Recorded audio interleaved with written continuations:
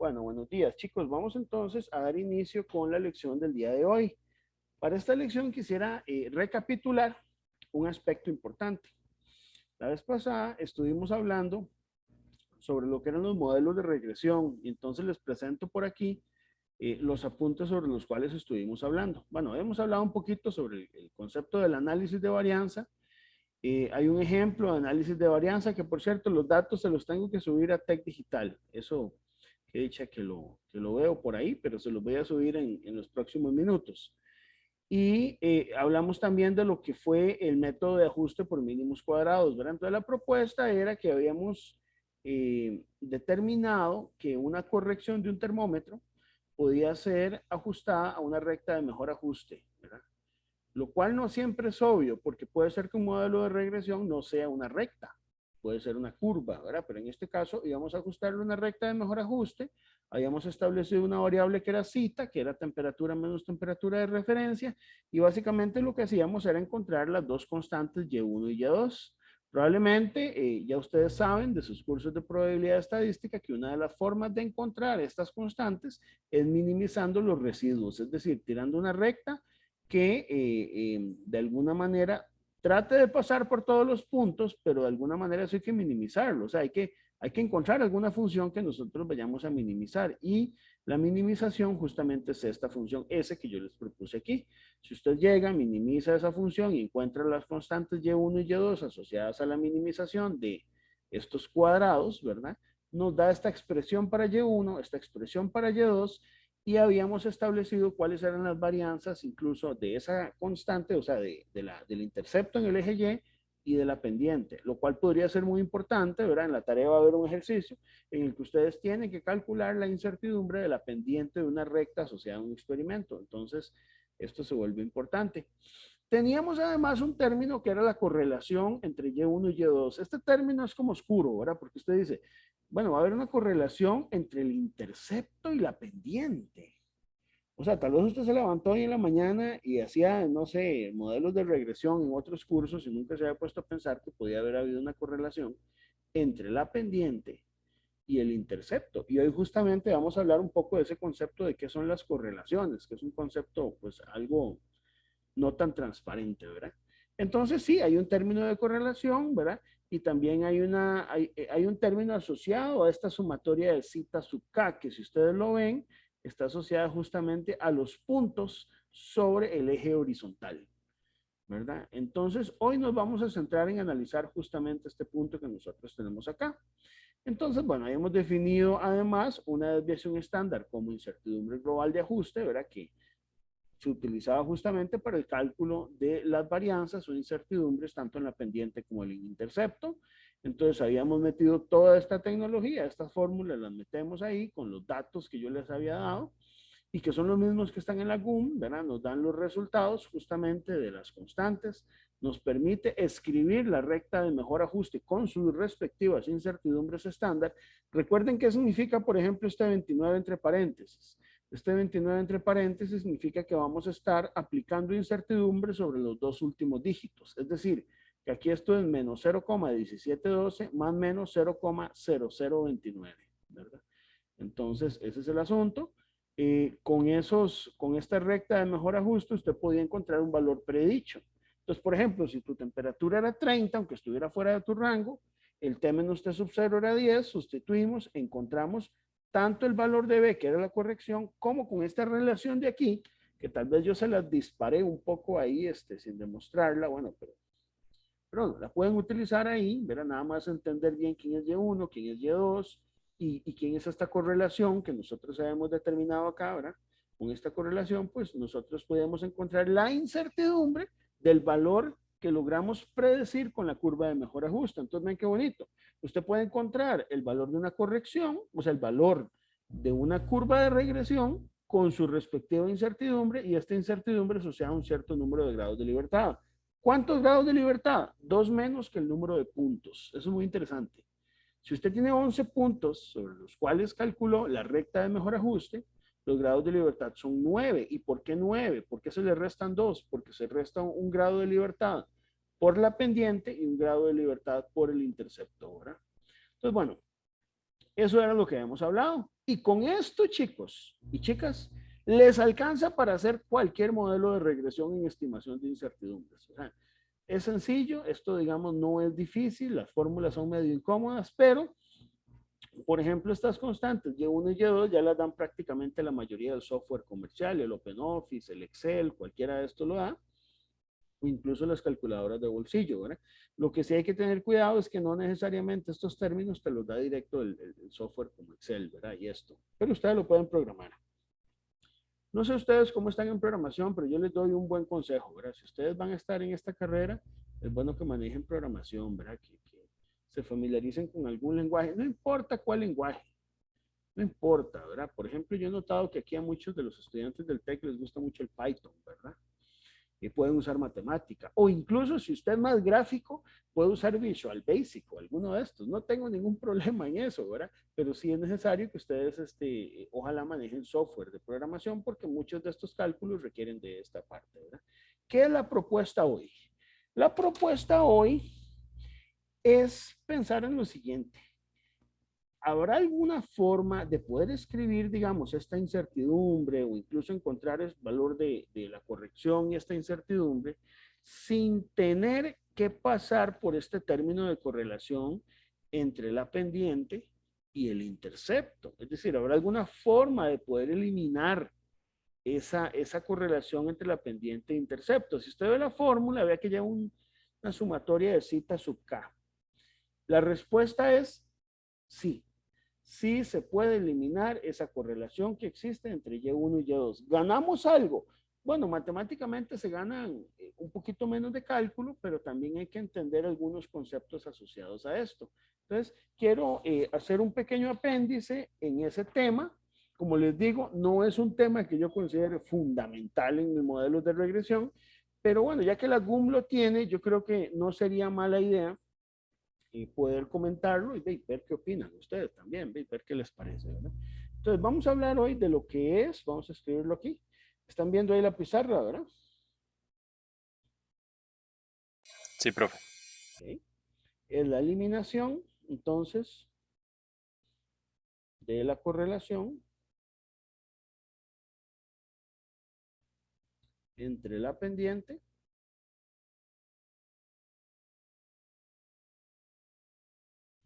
y la ordenada. La ordenada es, digamos, la intersección en el eje de Y, pues, de una función lineal, ¿verdad? Entonces, ok, vamos a ver cuál sería la propuesta hoy justamente con esto. La propuesta es la siguiente. Uno podría escoger un cierto valor que haga que el coeficiente de correlación de alguna manera se nos haga cero. Vea, vamos a ver. Recordemos cómo se define el coeficiente de correlación. Esto ya lo vimos en la lección anterior, pero si usted tiene intercepto y pendiente, el coeficiente de correlación se define así, es menos la sumatoria, voy a ponerlo un poco más explícito, desde k igual 1 hasta n, del zeta sub k. Zeta sub k era la diferencia entre la temperatura y la temperatura de referencia sobre la raíz cuadrada de n, que es el número de puntos que se utilizan en el modelo de regresión, sobre la sumatoria desde k igual 1 hasta n, del zeta sub k cuadrado, ¿verdad? Aquí vamos a estar utilizando mucho lo que son sumas de cuadrados y la suma al cuadrado, que es diferente, ¿verdad? Entonces vamos a ver. Usted podría escoger, vamos a ponerlo por aquí. Se podría escoger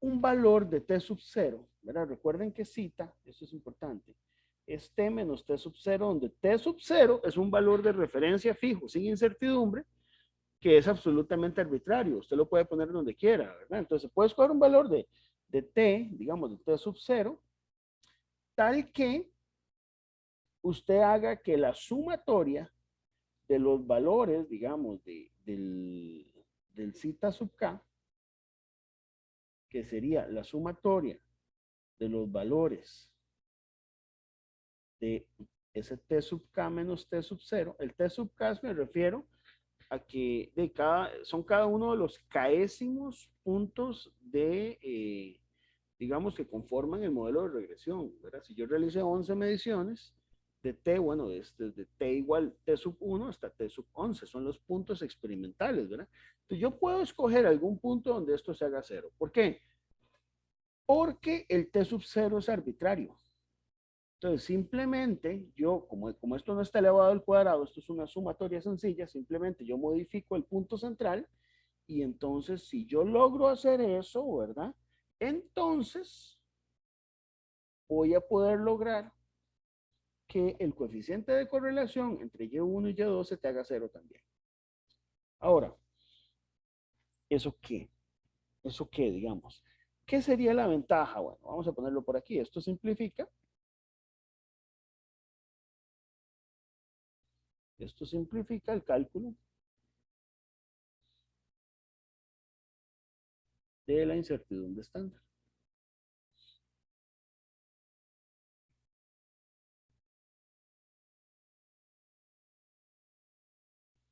De la corrección, voy a llamarlo corrección prevista, así lo llama la GUM, ¿verdad? La corrección prevista es la corrección que te va a predecir la curva de regresión o el modelo de regresión que nosotros estamos utilizando. Entonces, vamos a ver. ¿Eso qué significa? Ok. Digamos que la promesa de campaña aquí, chicos, la promesa de campaña es que vamos a eliminar el término de correlación. El término de correlación me va a simplificar el cálculo de la incertidumbre estándar. Y por algo tengo que pagar, no me va a salir de gratis. ¿Qué condición tengo que aplicar justamente para eliminar el término de correlación? Bueno, que la sumatoria del T sub K menos T sub 0 sea cero.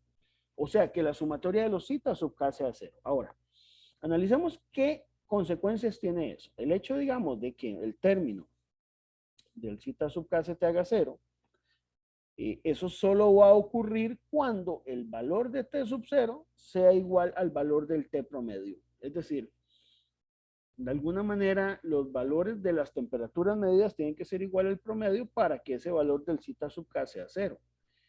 Entonces, como el T sub 0, digamos, es absolutamente arbitrario, yo puedo elegirlo como a mí me dé la gana, yo simplemente podría definir que el T sub 0, ¿verdad? Sea el promedio de todos los tests. Y en nuestro ejemplo, que es el que estuvimos resolviendo la vez pasada, ¿verdad? En nuestro ejemplo,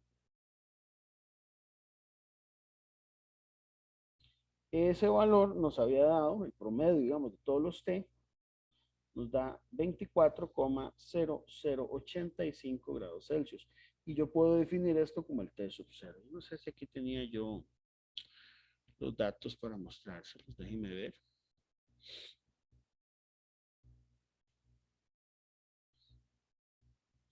Parece que sí. Por aquí estaban.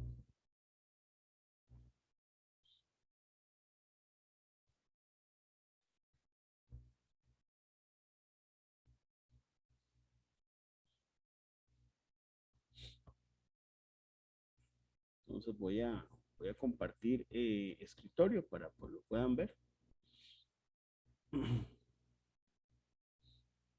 Bien, entonces ahí ven mi escritorio. Ahora estos son los valores de temperatura, ¿lo ven? Estos son los valores de temperatura, estos son los valores de la corrección. Y yo había calculado un cita tomando un T sub 0 como 20 grados Celsius, que ese 20 era arbitrario, ¿verdad? Pero yo podría tomar tal vez aquí, ¿verdad? Un valor promedio de las temperaturas, que sería el promedio de todo esto que está aquí. Promedio. No. Y ese valor justamente, como les decía, es el que yo puedo tomar como T sub 0 y si yo tomo como T sub 0 el valor del promedio de esas temperaturas, a mí se me elimina entonces el valor de correlación, ¿verdad? Eso es lo que va a ocurrir. Ahora, eso significa replantear eh, la función que me define a mí la regresión. Bueno, vamos justamente a hablar de eso. Entonces el tema aquí, digamos, en resumen es cambiar el T sub 0, en vez de utilizar 20 grados Celsius, usar 24,0085 porque es el valor justamente del promedio de las temperaturas. Ahora, si yo hago eso, ¿verdad? Habría que hacer un nuevo ajuste por mínimos cuadrados. Entonces, un nuevo ajuste por mínimos cuadrados.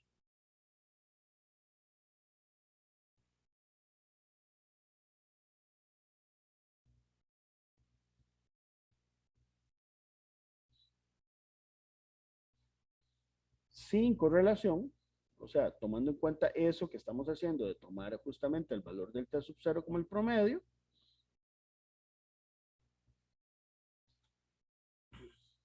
entre Y1 y Y2, va a ser el siguiente. Va a tener la forma, digamos, B de T, que es justamente la corrección que yo quiero predecir. Voy a llamar a la constante del intercepto Y sub 1', para no confundirla con la que ya habíamos definido en el modelo anterior. Esta también prima. Y aquí en vez de T menos T sub 0, voy a llamar T menos T promedio, ¿verdad? La incertidumbre, digamos, asociada a este valor del B sub T, digámosle así, se va a poder calcular así. Va a ser la incertidumbre asociada, digamos, al Y sub 1 y más aquí el cuadrado, ¿verdad? Porque esto hay que sacarle después raíz, T menos T barra por la incertidumbre aplicada al Y sub 2'. Esto es aplicando la ley de propagación de incertidumbres, ¿verdad? Este sería el coeficiente de sensibilidad. Entonces, básicamente, bueno, la derivada parcial con respecto a Y sub 1 es 1 y por eso entra directo, pero aquí, de este coeficiente de sensibilidad es T menos T sub 0. Si usted hace esto, ¿verdad? Y usted toma el T barra, entonces resulta que el coeficiente entre Y1 y Y2 se te va a hacer 0. No hace falta demostrarlo porque simplemente sabemos que el numerador de la definición de la correlación lo estoy forzando a que sea 0 al obligar la temperatura de referencia que sea igual al T barra, ¿verdad? Entonces aquí ya logré eliminar el término y hace que la incertidumbre sea más corta. ¿Ves? Vamos a eliminar el término adicional que habíamos visto la lección anterior, en el cual teníamos que meter el R de Y1 y de Y2, y eso simplifica bastante entonces el cálculo de la incertidumbre justamente de la corrección. Vean que es una fórmula hasta súper sencilla, la que me da el valor de incertidumbre estándar, ¿verdad? Entonces aquí lo único importante es decir que toda esta relación es donde el Y1 barra va a ser igual al Y1 más Y2 por T menos T sub 0, ¿verdad? Si quieren verlo de esta manera. Y podríamos establecer incluso vamos a ver cómo vemos esto, como una relación donde el T barra incluso podría ser escrito como el T sub 0 menos S de Y1 por el coeficiente entre Y1 y Y2. Todo esto dividido entre S de Y2. Bueno, ¿para qué sirven esas relaciones? Bueno, son relaciones demostrables, ¿verdad? Yo aquí no las estoy demostrando, que me permiten relacionar el valor de esta nueva variable Y1, que es el Y1', que es justamente la ordenada o la intersección en el eje Y, con las variables anteriores que teníamos en el modelo que no cumplía con eso, ¿verdad? Y por último, pues la varianza asociada justamente, digamos, al Y sub 1', este nuevo que estamos calculando, pues no es más que la varianza anterior multiplicado por este factor, ¿verdad? Entonces, interesante, pues no son iguales, no son iguales. Justamente lo que diferencia entre ellos es el coeficiente de correlación que hay ahí, ¿verdad? Entonces, bueno, entonces el tema es que yo creo que esto siempre es bueno verlo para ver cómo correlaciono los datos del ajuste anterior con este nuevo ajuste, ¿verdad? Uno podría, digamos, utilizar este modelo y estas fórmulas de nuevo, digamos, haciendo los ajustes respectivos, ¿verdad? Es decir, volviendo a calcular el Y sub 1, volviendo a calcular el Y sub 2, o sea, lo que tendríamos es un Y sub 1', un Y sub 2', ¿verdad? Lo que sí tal vez hay que tener en cuenta aquí es algo que, bueno, debería ser obvio, pero es que eh, y las incertidumbres asociadas a estos términos de Y1 barra, de Y1', ¿verdad? Y sigue siendo la varianza de Y1'. O sea, ahora cambia. No es la original de Y1, es la de Y1'. Y la incertidumbre del Y2, si ustedes quisieran verlo, el Y2', pues sigue siendo,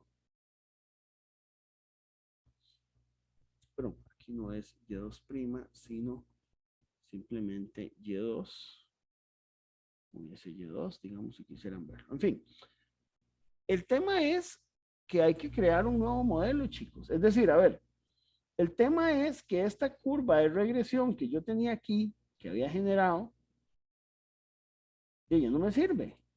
No me sirve porque al haber modificado las constantes, pues va a cambiar, van a cambiar algunas cosas. ¿Qué va a cambiar? Lo que va a cambiar aquí básicamente es el intercepto, porque yo estoy modificando el punto sobre el cual estoy definiendo la constante, digamos. Entonces, la constante t sub 0. Entonces, lo que se va a ver modificado es justamente el término asociado al intercepto, pero no se va a ver modificado el término asociado a la pendiente. Es decir, cuando yo hago el modelo de regresión, lo que me cambia a mí es justamente el término asociado al intercepto. Ese es el que se va a ver modificado, pero no se va a ver modificado el término asociado a la pendiente, porque el grado de inclinación de la curva sigue siendo el mismo. El tema es que interseca el eje ya en un punto diferente, ¿verdad? Si usted llega y rehace el cálculo con, digamos, esta modificación y calcula, digamos, la curva de regresión nueva, entonces usted puede obtener la siguiente curva de regresión. Haciendo estos ajustes, digamos, haciendo estos cambios, entonces la nueva curva de regresión, o la nueva recta de mejor ajuste, va a ser esta. Va a ser P sub T, cambia aquí la constante, ahora es 1625, tiene una incertidumbre, se sigue manteniendo, justamente por eso yo les di la forma en que usted calcula la incertidumbre, ¿verdad? Más, y aquí la pendiente se mantiene igual. Por eso es que yo le quité el prima aquí, chicos, porque de alguna manera el Y2 no se va a ver modificado porque sigue siendo la misma pendiente, ¿verdad? Entonces es 218 con 67, que era lo que hemos obtenido la vez pasada en pendiente. Y aquí, bueno, en vez de usar el cita, voy a utilizar el T, la temperatura, menos el promedio, que es 24,0085 grados Celsius. Esta sería, digamos, la nueva curva de regresión, ¿verdad? Esta sería la nueva curva de regresión. Lo único que yo hice fue centrar en un punto diferente el valor del T sub 0. Eso hace pues que se modifique el intercepto, pero ven que tiene la misma forma. La incertidumbre sí tiene una ventaja, porque vamos, la incertidumbre del B sub T va a ser escrita de una manera más sencilla, ¿verdad? Porque entonces sería así. Vamos a ver, usamos esta relación que yo les di aquí, que no quisiera que pasara, digamos, a la ligera, ¿verdad? Esta que yo les di aquí, esta relación, y simplemente sustituimos los valores del Y1 y del Y2, que en este caso el del Y2' es el mismo Y2 que teníamos sin prima porque no se había modificado. Entonces esto quedaría básicamente como raíz cuadrada de 0,0011. Voy a obviar de momento las unidades. Aquí sería T menos 24,0085 por 0,00067 al cuadrado. Como les digo, aquí obvié las unidades, aquí debería ser grados Celsius para que aquí no tenga problemas en la ecuación. Entonces ahora sí, por ejemplo, para el caso de sustituir un valor de 30 grados Celsius, que era lo que habíamos hecho la vez pasada, usted puede sacar la corrección para 30 grados Celsius usando esta primera ecuación y obtiene el mismo valor. Usted puede confirmar, obtiene el mismo valor que habíamos obtenido en la lección anterior, que era 0,1494, ¿verdad? Y se aplica la incertidumbre de esta corrección de BDT, pues directamente le va a dar exactamente el mismo valor que habíamos obtenido la vez pasada. Entonces se obtiene el mismo resultado. Se obtiene el mismo resultado. Entonces, bueno, es una discusión que propone justamente, que propone Ilagum sobre la forma en que uno, digamos, en modelos de regresión podría eliminar, digamos, esa correlación entre pendiente y ordenada. Ahora, ¿es esto importante o no? Bueno, es más un truco. más un truco ahí para simplificación del cálculo, ¿verdad? Pero no deja de ser algo que pudiera ser importante dependiendo de cómo formulemos el modelo. Mucho en metrología, chicos, para que ustedes lo sepan, y eso lo vamos a estar viendo en el próximo curso, en el de Laboratorio de Metrología Industrial, se basa en trabajar con valores nominales o valores de referencia o valores convencionales. Entonces, 20 grados Celsius es en temperatura algo muy convencional, pero no necesariamente te simplifica el cálculo.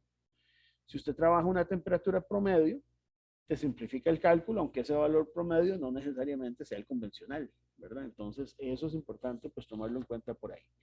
Luego, en esto de regresiones, chicos, hay algunas consideraciones que yo quería comentar, que la GUM te las da por ahí, ¿verdad? Y que yo creo que esto es solo como, no sé, como cuando su papá o su mamá le da buenos consejos en la vida para que usted no haga, no se jale tortas, yo lo veo así, ¿verdad? Entonces aquí la GUM, a veces se los puedo compartir, ponlo aquí. Aquí le habla de otras consideraciones, ¿verdad? Esto está en la página 97, pero no quisiera que lo pasaran así como por alto. La primera de las consideraciones es que el método de mínimos cuadrados puede utilizarse para ajustar curvas de un grado que no necesariamente es lineal. Y eso se puede ajustar con puntos experimentales también, porque usted puede un polinomio de alguna manera linealizarlo. A ver, este concepto es muy importante, chicos. No todos los modelos se pueden ajustar por mínimos cuadrados. No sé si ustedes eso lo saben. Lo que usted puede ajustar por mínimos cuadrados son justamente modelos que usted pueda linealizar. Entonces, un polinomio, por ejemplo, que es de la forma constante más constante por x más constante por x cuadrado más constante por x al cubo, etcétera, eso es una relación lineal entre términos donde una misma variable x cuadrado, x cubo, usted la puede sustituir por un término lineal, o sea, un y1, y2, y3, y4, eso es lineal. Entonces ahí se puede aplicar sin ningún problema el modelo de regresión utilizando justamente los mínimos cuadrados, pero no todos los modelos tienen esa virtud, ¿verdad? Hay modelos donde, por ejemplo, no sé si ustedes lo saben, ustedes tienen una forma exponencial o una forma logarítmica, hay que linealizarla.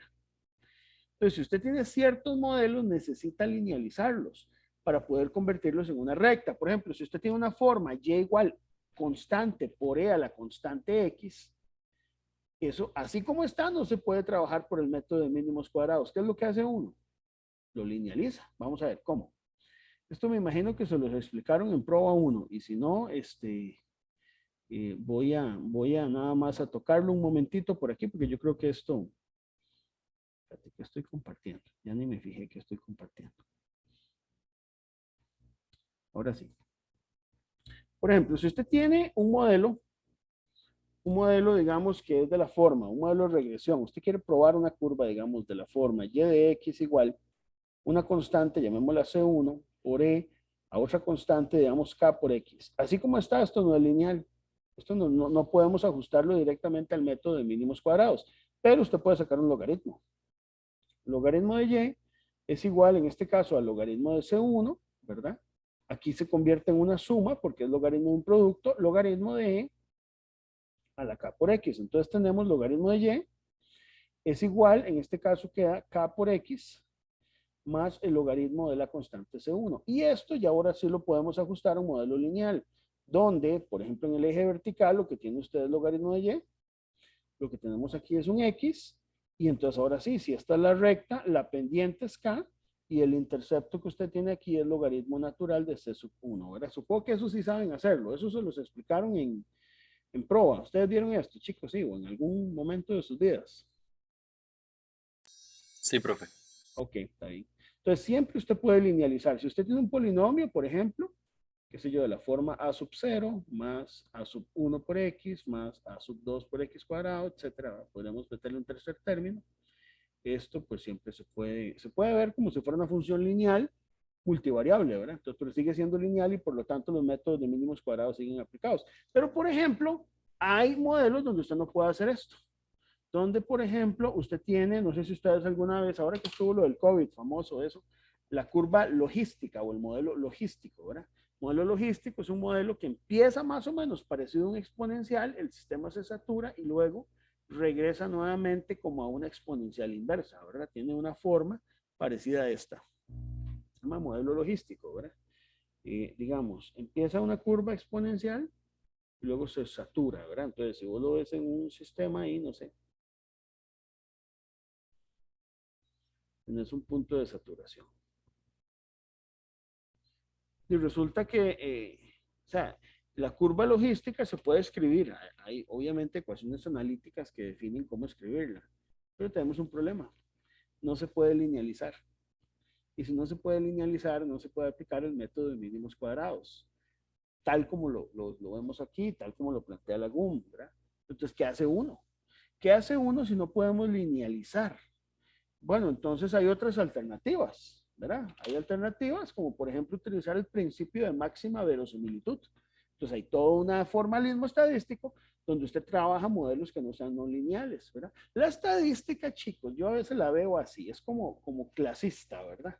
Están los que se pueden linealizar, que esos son los que tienen modelos bonitos, se encuentran en todos los libros de estadística, usted linealiza y todo le sale bien, y ya los mal portados, las funciones mal portadas, como por ejemplo la curva logística, necesita de otras técnicas. Entonces se desarrolla justamente para eso los principios de máxima verosimilitud, que no son tan típicos de encontrar en los libros de estadística básica, ¿verdad?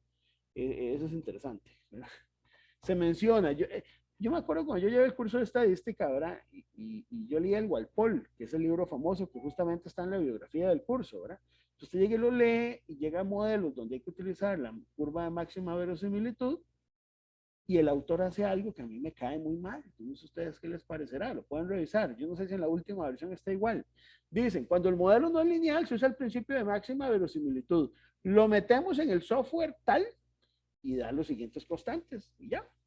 No explico teoría, no explico dónde salen, no explico los conceptos, entonces me parece a mí que eso tampoco anda como muy bien. Pero bueno, posiblemente es porque ya es una técnica un poquito más laboriosa, ¿verdad? Entonces también tengan en cuenta esa parte por ahí, ¿verdad? Entonces, la GUM lo que te dice es eso, que usted puede usar el método de mínimos cuadrados incluso en otras curvas, pero sepan que no todas las curvas pueden ajustarse por el método de mínimos cuadrados, que también es un método arbitrario, ¿verdad? Uno podría haber hecho, no sé, ustedes pueden llegar y formular la teoría estadística nueva. Yo puedo, Raciel Sanabria, voy a hacer, así como hay estadística de mínimos cuadrados, voy a hacer estadística de Raciel, que va a ser con mínimos cuárticos. Y yo podría llegar y plantear una función de mínimos cuárticos, o sea, tomo diferencias a la cuarta, minimizo y encuentro constantes con ese método. Lo que pasa es que no va a ser tan popular, ¿verdad? Y yo tengo que tener precisamente un método que sea fácil de entender y que pueda correlacionarse con otros conceptos en la estadística que yo estoy trabajando, como por ejemplo varianza. Si yo tengo términos cuárticos, no lo puedo asociar fácilmente, por ejemplo, en la definición de varianza, en la sumatoria de diferencias al cuadrado. Entonces, no, tal vez no sea tan popular.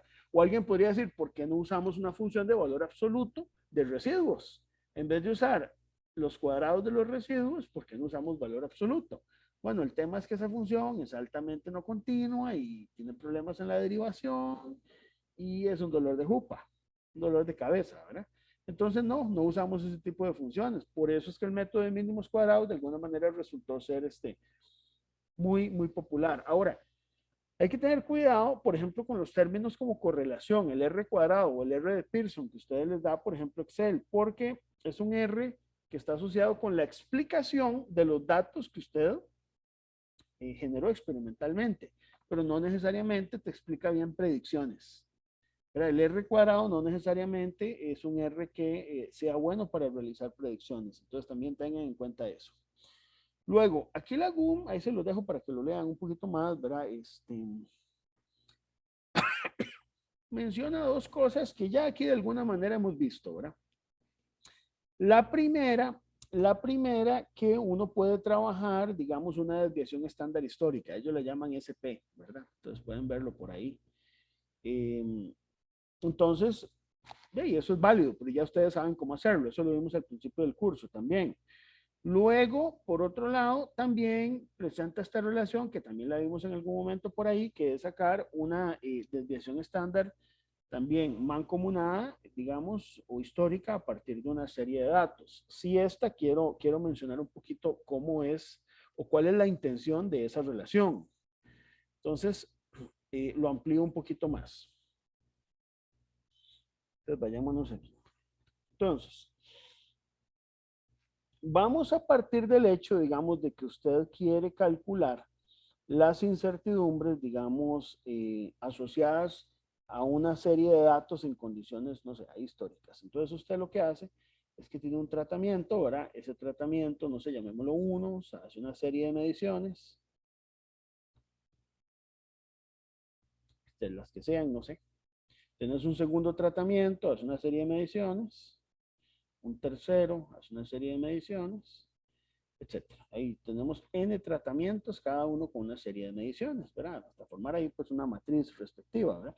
No necesariamente todos van a hacer una cantidad de mediciones igual, puede ser que este hiciera dos más y este hiciera menos. ¿Por qué pasa eso? Porque, por ejemplo, si estás en un ensayo químico, puede ser que se hayan dañado muestras, o usted tenga que sacar una porque es un dato anómalo, etcétera, ¿verdad? Ese tipo de cosas pasan, ¿verdad?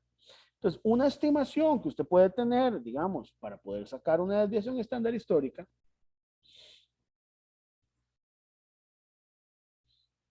de ese SP, digamos del SP, puede obtenerse así. El SP cuadrado, que es más fácil escribirlo así, usted lo extrae después de la raíz, es la sumatoria de I igual 1 hasta N de los grados de libertad por el SI cuadrado de cada uno entre la sumatoria de igual 1 entre los grados de libertad. Recuerden que, digamos, si esto tiene un número N1 de datos, los grados de libertad de esto, 1, es N1 menos 1. Y así con el 2 y con el 3 hasta el N, ¿verdad? Esto entonces también en algún momento lo vimos por ahí, ¿verdad? Y es interesante porque no estamos hablando de medias, chicos. Las medias pueden ser diferentes entre todos ellos. Es decir, yo aquí no estoy haciendo una ANOVA. Puede ser que las medias o los promedios, si yo llego y hago aquí una ANOVA para ver si hay diferencia o no significativa entre promedios, puede ser que todos sean diferentes. Aquí no me interesan los promedios, me interesa encontrar de alguna manera una estimación de una varianza, ¿verdad? Ahora, bueno, hay detalles estadísticos, por ejemplo, tendrá sentido que usted tome, digamos, en ese ponderado para calcular una varianza, de varianzas que pudieran ser significativamente diferentes entre sí. Bueno, la GUM se mantiene en silencio. Yo a veces digo que la GUM es como, no sé, como el muchacho que llega y se porta mal y no le dice nada a los papás que se gastó todo el dinero de la mesada en una fiesta, ¿verdad? Entonces, te dice lo que te conviene, ¿verdad? Pero no te da ciertos detalles. Es una guía, ¿verdad? Yo soy muy crítico de la GUM en ese sentido, pero de repente siempre es bueno recordar que es una guía y que ya detalles estadísticos como este, por ejemplo, si debo o no eliminar alguna de las varianzas, sería responsabilidad del analista, ¿verdad? Y una de las cosas que yo siempre les voy a recomendar, chicos, es lo siguiente, y esto se los digo como buen consejo. Digamos, ustedes yo espero que sean científicos y que como científicos, o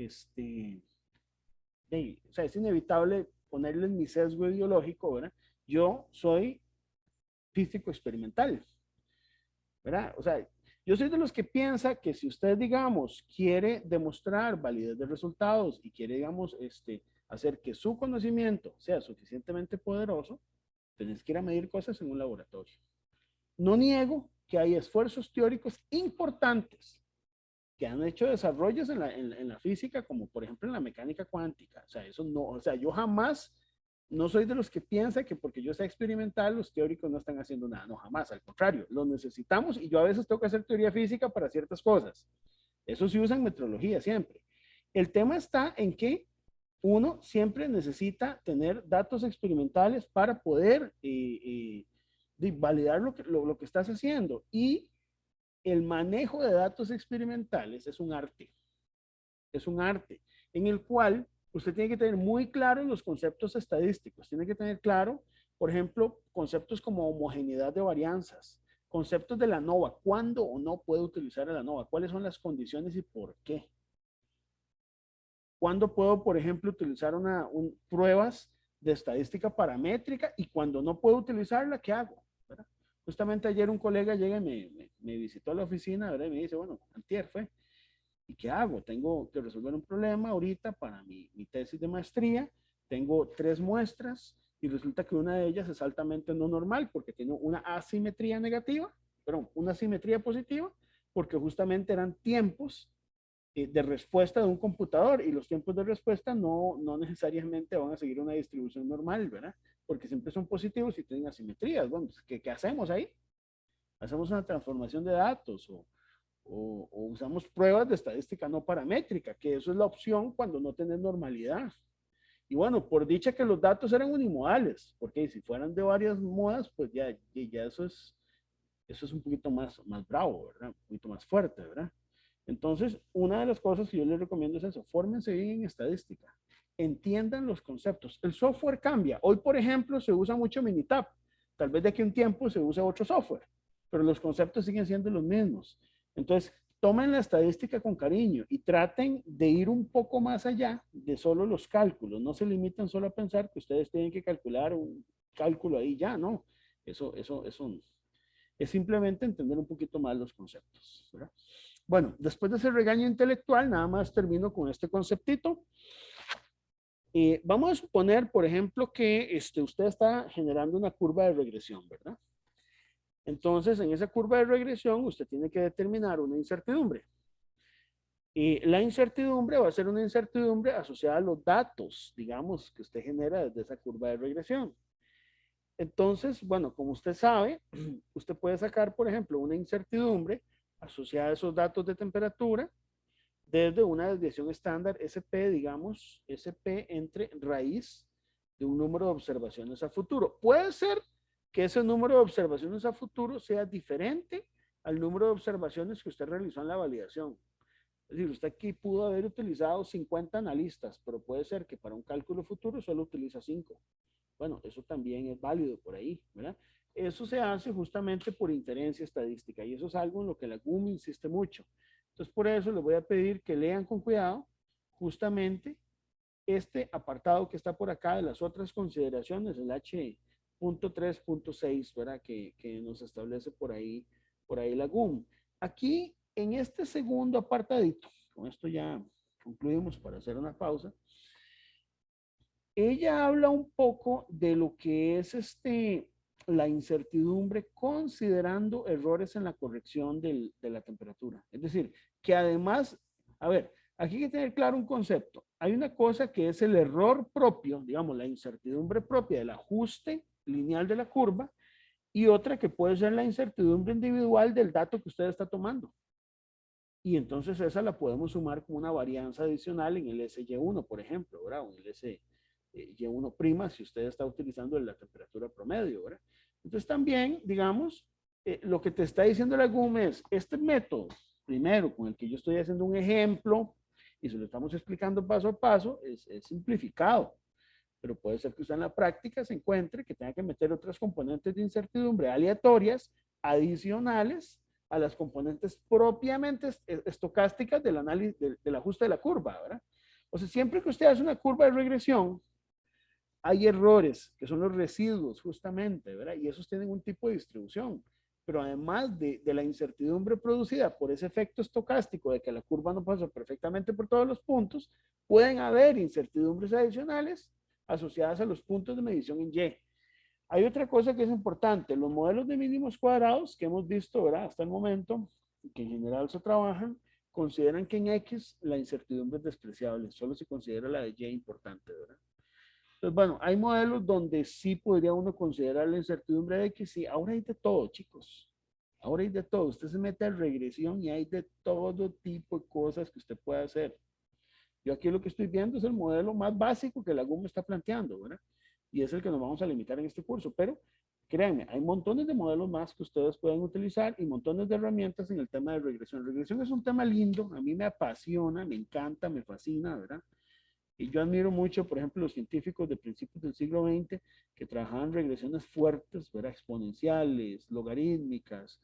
No sé si ustedes en algún momento habrán visto la historia, por ejemplo, de la catástrofe ultravioleta, la ley de Beam, ¿verdad? Que tenía que ver un poco con modelos de regresión que predecían un aumento infinito de energía y no era que existiera, nada más era que las ecuaciones estaban mal planteadas. Cuando ya se hacen correcciones en la ciencia, se da cuenta que todo eso no es así. Y eso fue resuelto después en la parte de la mecánica cuántica. Pero el tema está en que uno necesita manejar estadísticas, es un buen consejo. O sea, no se queden con la estadística solo de este curso, no se queden solo con lo que vemos aquí. Yo creo que es importante que ustedes le agarren cierto amor y pasión y traten de meterle un poquito porque si no vamos a estar muy limitados en la parte experimental. Ustedes como científicos yo espero que sean y que hagan experimentos, que monten cosas, eso sería lo ideal, ¿verdad? Por eso ustedes son ingenieros físicos. Pero justamente para todo eso necesitamos tener una buena formación estadística y yo creo que el TEC ha invertido en ustedes, les ha ofrecido un curso de diseño de experimentos excelente, espero que así sea, mucho de probabilidad y parto del hecho de que toda esa formación ustedes la van a estar utilizando ya unida a lo que ustedes vayan a hacer en este y los otros cursos, ¿verdad? Y en su vida profesional, que es aplicándola justamente a casos concretos. Bueno, entonces vamos a hacer una pequeña pausa, chicos, y ahora son las 8:25, démonos 10 minutos. 8:35 y vamos a comentar el ejemplo de cómo se calibran los bloques patrón y, y el ejemplo que nos propone la GUM ahí al respecto. ¿De acuerdo?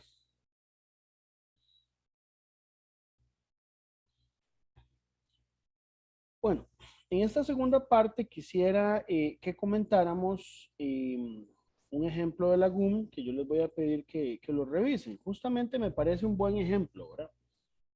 Es el que tiene que ver con la calibración de bloques patrón longitudinales. Eh, la forma en que la GUM lo expone es muy concreta y a veces hay muchos pasos que se brinca, ¿verdad? Si ustedes lo ven, realmente la solución es corta, la que ellos proponen.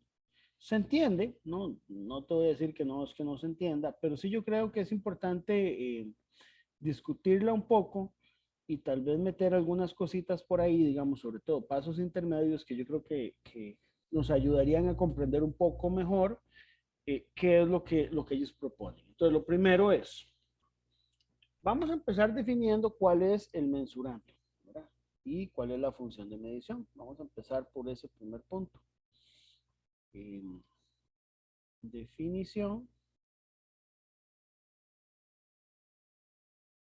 del mensurando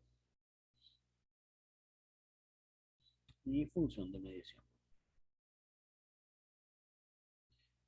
Ok, entonces, a ver, les voy a explicar un poquito cómo es que se calibra un bloque patrón. Primero, ¿qué es un bloque patrón? Bueno, ya ustedes los irán a conocer el próximo semestre por aquí en laboratorio de metrología, ¿verdad? Entonces, el bloque patrón es básicamente un bloque, es un cubito, digámoslo así, que tiene una longitud determinada. Para poder calibrarlo, se colocan sobre algo que se llama un comparador de bloques, que es básicamente una plataforma con un cabezal micrométrico que te permite comparar las longitudes de dos bloques. Entonces, por ejemplo, usted va a tener un bloque, por decir algo, vamos a colocarlo sobre esta plataforma. Este es el bloque, digamos, que usted quiere calibrar. Pero para poder calibrarlo, usted le coloca a la par un bloque patrón que puede medir un poco más o un poco menos. Yo estoy exagerando un poquito ahí las diferencias, ¿ven? Estamos dibujando un poquito diferente, pero es para que se entienda. Este de aquí va a ser el bloque a calibrar. Y este de aquí vamos a decir que es el bloque patrón. Entonces, vamos a construir un modelo. Algo que ustedes es necesario que aprendan a hacer en esto, señores y señoritas, es construir modelos de medición. ¿Cómo construir una función de medición? Entonces, vamos a definir que, por ejemplo, la longitud de este bloque a calibrar la voy a llamar L. Y la longitud del bloque patrón lo voy a llamar L sub S. ¿Por qué se usa la S? Del inglés standard, que significa patrón, ¿verdad? Y la diferencia que hay aquí, lo ven, esta diferencia la voy a llamar D, que es la diferencia entre digamos, la longitud del bloque a calibrar y el bloque patrón. Vamos a decir que el bloque que yo quiero calibrar tiene un valor nominal de 50 milímetros. ¿Qué quiere decir eso de valor nominal de 50 milímetros? Que se construyó para que quedara aproximadamente en 50 milímetros. Lo que pasa es que puede haber un poquito más o un poquito menos dependiendo del ajuste, de la fabricación, de la deriva, de un montón de otras cosas que podrían estar afectando esa longitud, pero el esfuerzo que se hace a nivel tecnológico es que quede con una longitud de 50 milímetros lo más cercana a los 50 milímetros. Existen varios grados de exactitud de los bloques, digamos los bloques grado 2 son de uso como común, muy industrial, grado 1 un poco más, más exactos, ¿verdad? Tienen menor incertidumbre, y grado 0 y doble 0. Bueno, no importa. El tema es que existe un valor nominal, ¿verdad? Y podemos definir como función de medición la diferencia de longitudes.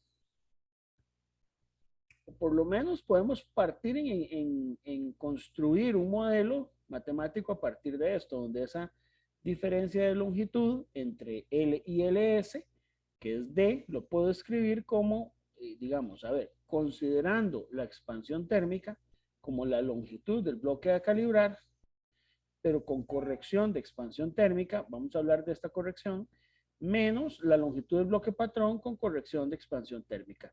¿Por qué es importante la corrección por expansión térmica? Bueno, porque a este nivel simplemente no la podemos despreciar. Y esta corrección de expansión térmica implica lo siguiente. Vamos a ver, L y LS ya sabemos que son las longitudes tanto del bloque como del bloque calibrar como del patrón. Esas son medidas a una temperatura de 20 grados Celsius, que esa es la temperatura a la que se calibran los bloques, ¿verdad? Tenemos además los coeficientes de expansión lineal, alfa y alfa sub S, que estos son los coeficientes de dilatación lineal, tanto del bloque a calibrar como del patrón.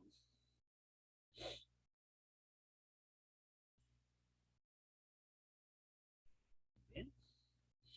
Y luego, ¿qué es zeta y zeta sub S? Bueno, ya lo vimos, ¿verdad? En el ejemplo anterior. El zeta es la temperatura menos una temperatura de referencia, que aquí la vamos a establecer como 20 grados Celsius, y el zeta sub S es la temperatura del patrón menos la temperatura de referencia. Entonces, esta ecuación 1 me define a mí justamente digamos, la diferencia. La diferencia. Ahora, ¿qué me interesa a mí determinar? Me interesa a mí determinar la longitud del bloque que está sujeto a calibración. Entonces me interesaría tomar la ecuación 1 y despejarla, ¿verdad? Entonces, vamos a empezar a plantearlo por aquí.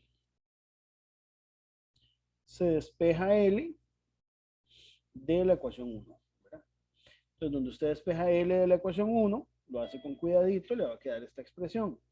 L sería L sub S, lo pasa a sumar al otro lado, por 1 más alfa sub S, zeta sub S, más D, dividido entre 1 más alfa por zeta. Ahora, esta expresión de aquí es un poco incómoda. Vamos a ver, yo creo que esto es necesario que ustedes empiecen a tener esta sensibilidad. ¿Por qué esta expresión es incómoda? ¿Por qué es difícil? ¿Por qué es fea? ¿Por qué no nos gusta en metrología? Porque esa expresión es un cociente. Y los cocientes son altamente no lineales. Y lo ideal sería poder escribirlo en términos lineales. Entonces, si usted ve la GUM, ellos simplemente lo linealizan y escriben una respuesta. Vamos a ver. Quiero que lo vean un poco porque siempre me ha llamado la atención cosas que tal vez para unos pueden ser obvios y para mí no lo es. Por ejemplo, ellos plantean el modelo, despejan L, pero vean la ecuación. Bueno, usted dice, hey, pero ¿cómo llegamos de esta expresión, que es un cociente, a algo que es la LS más D más un LS por alfa S zeta S menos alfa zeta más, y ponen aquí 3 puntos suspensivos, lo cual supone que algo hace falta que es despreciable, ¿verdad? Sin embargo, nada de eso te dicen cómo se llegó hasta ahí. Entonces, bueno, vamos a verlo porque yo creo que es importante.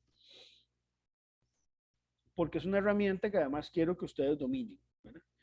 Entonces, ¿qué tenemos que hacer aquí? Aquí lo que tenemos que hacer es separar, digamos esto, en 3 partes. En una primera parte, que va a ser LS, digamos, entre 1 más alfa zeta, una segunda parte que si usted multiplica el LS por ley distributiva sería LS por alfa S zeta sub S entre 1 más alfa por zeta, ¿verdad? Y por último el término del D en 1 más alfa por zeta. Yo no sé si ustedes, ¿verdad? Y bueno, vamos a escribirlo tal vez ahora en la otra página. Esto voy a pasarlo como elevado a la -1 en los 3 casos, ¿verdad? No estoy haciendo ahí nada que sea incomprensible, ¿verdad? Espero yo. No hay que ser muy genial para entender esto, decía un profesor mío. Ahí está, ¿verdad? Entonces lo escribo de esta manera. LS alfa S, zeta sub S, y nada más les pido que no se desesperen porque ustedes van a decir, profe, pero ¿a qué va con todo eso? Bueno, ya vamos a ver. Entonces tenemos ahí el modelo. Vean que lo que estamos haciendo ahí es tomando esto y pues escribiéndolo en forma de una potencia. Aquí se puede aplicar una relación muy útil, pero para poder aplicarla tenemos que partir de un hecho. Y es que este término, el alfa zeta, es muy pequeño con respecto a 1. Es decir, nosotros sabemos que alfa zeta está muy pequeño con respecto a 1. Eso es lo primero que tenemos que saber. Lo segundo, que usted sabe que, por ejemplo, si usted tiene una expresión de la forma 1 más a a la n, donde a es muy pequeñito, ¿esto a qué se podía aproximar? Yo no sé si ustedes lo recuerdan, pero esto se puede aproximar a la forma 1 más n por a. ¿Estamos de acuerdo con eso, chicos? Eso sí lo saben o no. Cuando es muy chiquitito esto, ¿verdad? Cuando el a es muy pequeño, digamos. Esto es cuando el a, digamos, por lo menos en valor absoluto de a, es mucho más pequeño que 1, ¿verdad? Ok, si usted aplica esa relación, entonces esto de aquí se puede volver aproximadamente igual a LS por 1 menos alfa zeta. Ya es una expresión más agradable. LS alfa S por zeta sub S por 1 menos alfa zeta. Y aquí el D que sería 1 menos alfa zeta. Entonces, estamos de acuerdo. Hay un precio que se paga y es que se pierden los términos de segundo orden aquí en alfa zeta. Pero se mantienen los de primer orden, que igual son muy pequeños. Entonces, digamos, no vamos a perder mucha información. A veces este tipo de cosas, yo me acuerdo cuando yo era estudiante, me daban como miedo, porque digo yo, ¿y cómo sé yo que es mucha información o poca información? Bueno, es un tema de orden de magnitud. Digamos que cuando un término tiene un orden de magnitud ya mayor, se considera despreciable con respecto al primero. Entonces, pueden tomarlo como un tema de fe, y puede ser que sí, ¿verdad? Pero funciona. Este tipo de aproximaciones funcionan, ¿verdad? Ok, entonces usted puede ahora escribir esto de esta manera. LS por alfa zeta, LS por alfa S por zeta S, menos, y aquí, bueno, le queda un término interesante que es LS alfa S, zeta S por alfa zeta, más D, menos D por alfa zeta. Ahora, aquí, bueno, uno podría tratar, digamos, de analizar algunos de estos términos que están aquí. Quiero que le prestemos atención, señores y señoritas, a este término de acá. Y quiero que le prestemos atención a este otro término de aquí. Este término, digamos, este término LS alfa S, zeta S alfa zeta, tiene algo que no tiene, por ejemplo, el término LS alfa S, zeta S. Y es el tema del orden de magnitud. Es decir, este es un término de segundo orden en alfa, ¿ves? El alfa zeta ya de por sí es pequeño, es mucho más pequeño que 1. Y al estar multiplicándolo por sí mismo, digamos, en el patrón y en el bloque a calibrar, ese término se hace muy pequeño. Entonces resulta que el LS por alfa S, por zeta S, por alfa por zeta, vamos a decir que esto es prácticamente 0 por ser un término de orden superior, ¿verdad? Digamos, de orden superior.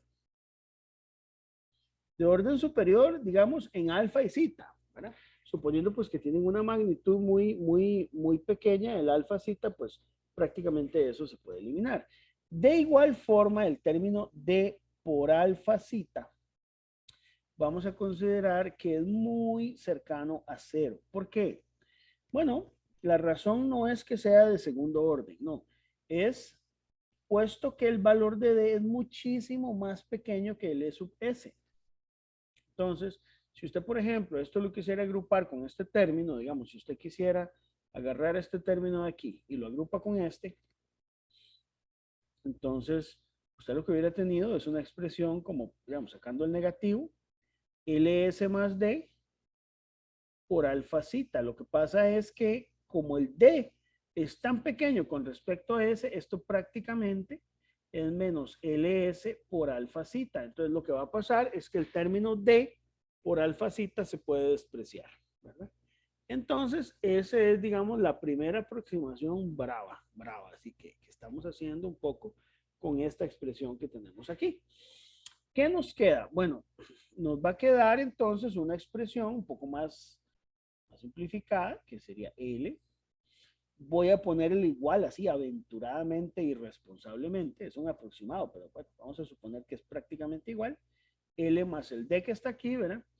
Y me quedan los términos del LS, que son estos dos. Entonces lo que hacemos, permítanme escribirlo como un factor común, donde queda A sub S, alfa sub S, cita sub S, menos alfa por cita. ¿Verdad? Estamos ahí. Y bueno, ya la expresión ahí empieza a simplificarse un poquito más, ¿verdad? Entonces, perfecto. Entonces a esto le vamos a poner ecuación 2. Estamos ahí. Y eso, todos estos pasos, que yo no sé si son obvios, ¿verdad? Son justamente los pasos que considera obvios Lagún para llegar a esta misma expresión que está aquí. ¿No? A todo eso nos dan toda la ecuación H2. Ahora, ¿cómo llego de H2 a H3? Ellos proponen hacer un cambio de variable. Entonces hacen el cambio de variable y te disparan, ¿verdad? En la cara esta ecuación. Bueno, ¿de dónde salió? Bueno, realmente vale la pena hacer el ejercicio, ¿verdad? Porque además este ejercicio nos permite entender un poquito más ciertos aspectos de correlación. Entonces, vean, para el siguiente paso vamos a definir dos variables nuevas. Una variable que voy a llamar delta cita, que va a ser el cita menos el cita del patrón. Vean que cita es la temperatura menos temperatura de referencia. Entonces, esta diferencia también la podría escribir como la temperatura menos la temperatura de referencia. Bueno, la temperatura menos la temperatura del patrón. Porque las temperaturas de referencia se restan entre sí. Y voy a definir una nueva variable que se llama el delta alfa, que es el coeficiente de expansión lineal del calibrando y el bloque. Eso lo vamos a ver, lo vamos a aplicar justamente en la parte de metrología dimensional en el próximo curso del otro semestre, ¿verdad?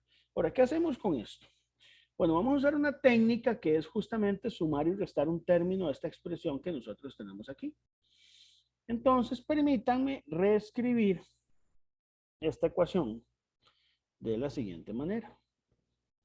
Voy a escribir L es igual a L sub S más D más L sub S. Pero aquí, a ver, dentro de este paréntesis voy a pasar los paréntesis cuadrados, voy a mantener el alfa S por cita S. Pero voy a sumar y restar, y lo voy a hacer con otro color para poder resaltarlo, un término para no alterar la expresión original, que es alfa S por cita, negativo y positivo, ¿verdad?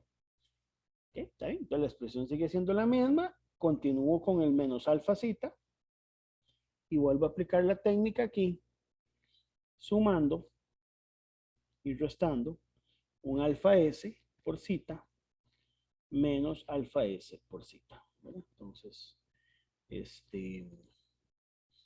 bueno, tenemos esa expresión ahí. Usted dirá, bueno, ¿qué gano yo con eso, verdad? Bueno, tal vez no gana mucho, sin embargo, puede sacar entre estos primeros dos términos un factor común y puede sacar entre estos dos términos otro factor común. Aquí, aunque no sea, aunque parezca de repente no muy útil, ¿verdad? Vamos a eliminar estos términos de acá se restan entre sí. De aquí saco el factor común alfa sub s y de aquí saco el factor común zeta. Si ustedes entonces extraen ese factor común, la expresión que tienen para L se les convierte en la siguiente. Va a ser L es igual a L sub S más D más L sub S, abre paréntesis, entonces recordemos aquí, lo que vamos a hacer es reescribir, digamos, sacar el factor común del alfa S por zeta menos zeta sub S.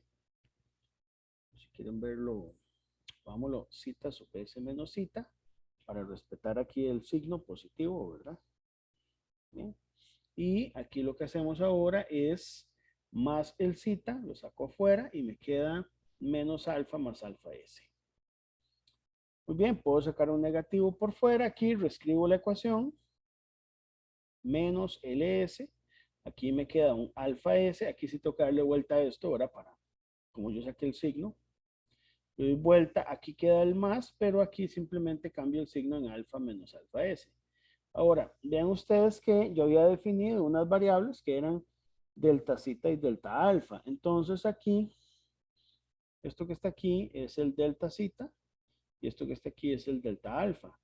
Entonces, esta expresión la puedo escribir como L es igual a LS más D menos LS por, vamos a ver, voy a escribir este término primero, delta alfa por zeta, solamente porque, no sé, porque me gusta verlo de primero.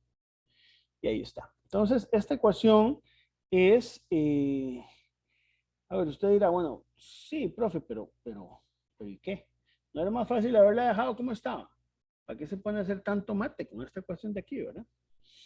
Bueno, esa ecuación tiene algunas ventajas, no crean, tiene algunas ventajas. Ya vamos a ver cuáles son. La primera, bueno, que usted puede hacer algunas suposiciones útiles. Usted puede suponer que el delta alfa, digamos, a nivel de estimador y el delta zeta valen cero.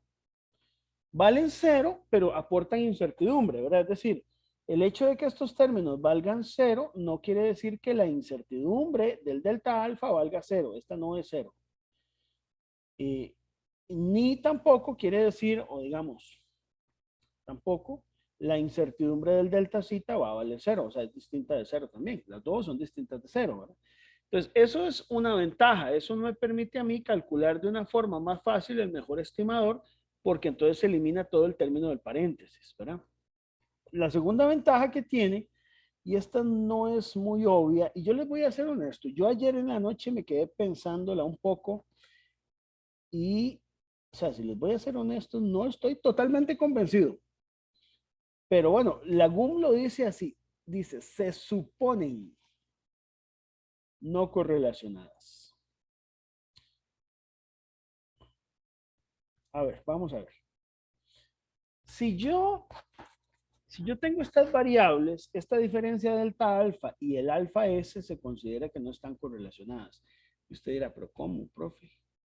Si el delta alfa es el alfa menos el alfa S, sí, pero de alguna manera, digamos, usted puede escribir funcionalmente o medir funcionalmente delta alfa y delta zeta de manera absolutamente independiente como mediría el alfa S, ¿verdad? Si usted hubiera utilizado, por ejemplo, la ecuación original que teníamos aquí, la primera, ¿verdad? Y simplemente despeja el L, ahí sí tendría un problema directo de correlación, ¿verdad?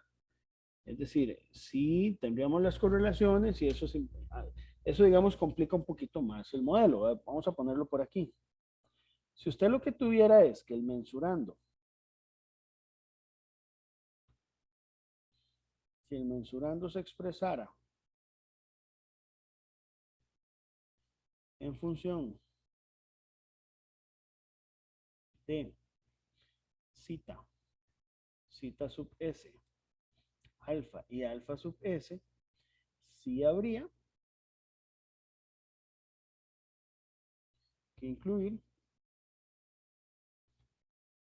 la correlación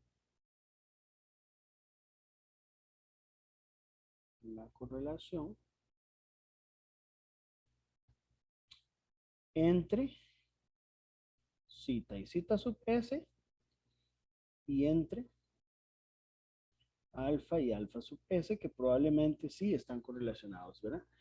Entonces, esta ecuación, la ecuación 3, me permite no llegar a eso. Y entonces me permite expresar una función de medición con variables que no están correlacionadas entre sí. Entonces, bueno, al menos eso nos dice la GUM. Como les voy a decir, chicos, no estoy totalmente convencido. O sea, yo ayer le di vueltas un poco y sí tiene sentido, pero no estoy totalmente convencido de esto, ¿verdad? Sí tengo claro que hay una correlación entre la temperatura del patrón y, ya te doy la palabra, Carlos, y la del bloque calibrar, igual entre los alfas, pero tal vez no es tan obvio, así, muy evidente que si yo lo escribo en términos del delta alfa o el delta zeta, quede no correlacionado. Ahora sí, te doy la palabra por ahí, mientras escribo aquí la función de medición, Carlos. Sí, profe. Bueno, yo tengo dos preguntas. Primero, yo voy a preguntar de que por qué si nosotros al final hicimos esa suposición de que el Ujú. delta alfa y el delta zeta son igual a cero, y hicimos todo este trabajo matemático para encontrar esa expresión de L, si literalmente se puede encontrar, asumiendo que esos son iguales a cero, y se saca nada más ignorando pues la expansión térmica de la expresión original, Ok, ¿verdad? ujú, sí, la respuesta a eso es que, está bien, el mejor estimador, usted podría decir, yo entiendo su pregunta, ¿para qué hicimos tanto mate, profe, si mejor hubiéramos supuesto que la expansión térmica no afecta y llega una expresión en dos pasos? Ujú. E igual L menos LS, esa es su pregunta, ¿verdad? Sí. Bueno, la respuesta es la siguiente, porque la función de medición no solo hay que pensarla en términos de encontrar el L, sino en términos de encontrar la incertidumbre de L. Entonces, a pesar de que el delta alfa y el delta zeta valen cero, las incertidumbres de delta alfa y delta zeta no valen cero. Entonces, cuando usted calcule, por ejemplo, el coeficiente de sensibilidad de L con respecto a delta alfa, vea que el coeficiente de sensibilidad es LS por zeta y ya eso no es cero.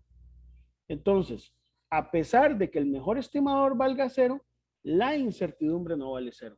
Y eso es lo que le da valor a esa función de medición, que me permita fácilmente eliminar términos en el mejor estimador, pero que a la hora de calcular las incertidumbres me provea información acerca de la incertidumbre, don Carlos. Esa es la idea. ¿Ves? Ok, entonces sí era necesario escribir la función en Sí. términos de ese delta alfa y el delta zeta. Correcto, exactamente. No fue que yo me inventé todo esto para dar dando vueltas y llegar a algo que hubiéramos llegado a otro camino más pequeño, no. Sí necesito esta función para poder encontrar, incluso vea que la necesito para encontrar las incertidumbres de delta alfa y delta zeta y también cuando haga la propagación de incertidumbres, si yo quiero puedo encontrar de ahí términos de segundo orden, ¿verdad? ¿Está Ok, bien? y la otra pregunta es, ¿cómo es que están correlacionados el zeta del zeta S y el alfa y el alfa S? Ah, ok, Porque ese es, si eso nada más es pues, una diferencia de temperatura que yo mido y una referencia, y bueno, los otros son constantes. la correlación viene en que usted, digamos, de alguna manera, estás colocando tanto el bloque, aquí vea, estás colocando tanto el bloque a calibrar como el bloque patrón sobre el mismo comparador. Y el comparador estaba a la misma temperatura. Y el comparador, digamos, tiene un mismo punto de referencia. Entonces hay una correlación justamente por el tema de la temperatura. Si, digamos, cambia la temperatura de la base del comparador de bloques, cambia tanto la del bloque a calibrar como la del bloque patrón. Entonces hay una correlación funcional, o sea, hay una correlación por el hecho de que están montados sobre el mismo sistema. ¿De acuerdo? Ahora, la correlación de los alfas, digamos, de los coeficientes de expansión lineal, anda por razones muy similares, ¿verdad? Que básicamente vos vas a tener una, digamos, cuando este suba temperatura, el otro sube temperatura, hay una correlación directa entre su expansión. Ambos o se expanden, ambos se comprimen, porque están justamente montados sobre el mismo sistema.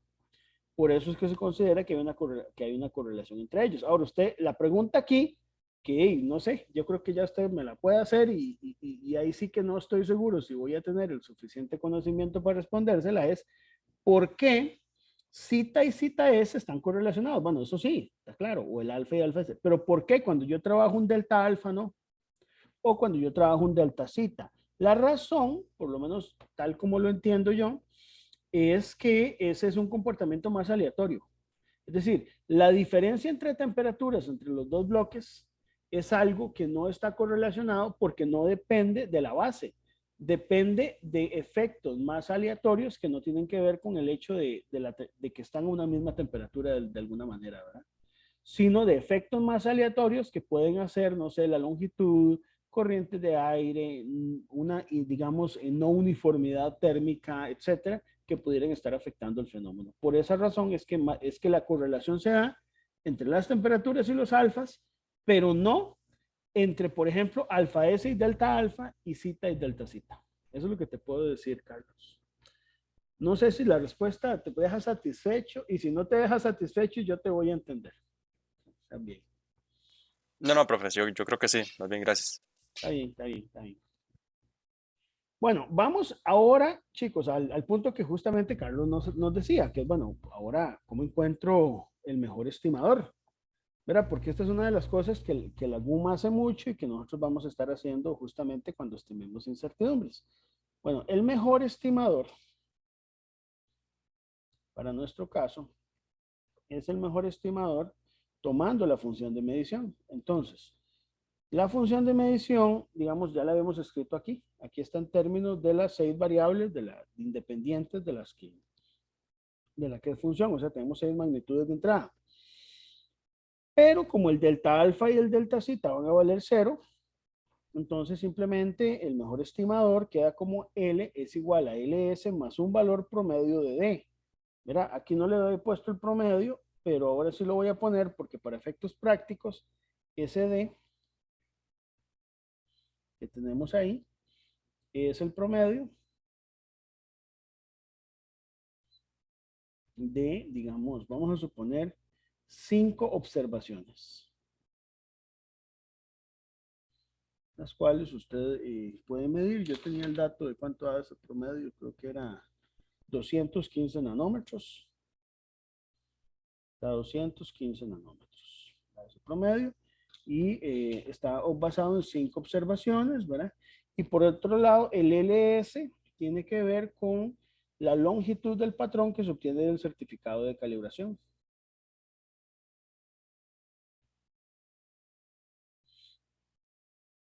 Y esto sale del certificado de calibración.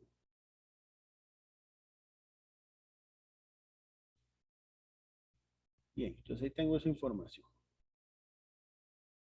Ahora, podemos con eso calcular ya el mejor estimador. Si yo ya te doy el valor del LS y te doy el valor del D promedio, ¿verdad? Yo creo que yo tenía el valor por aquí. Vamos a ver si se lo doy. El valor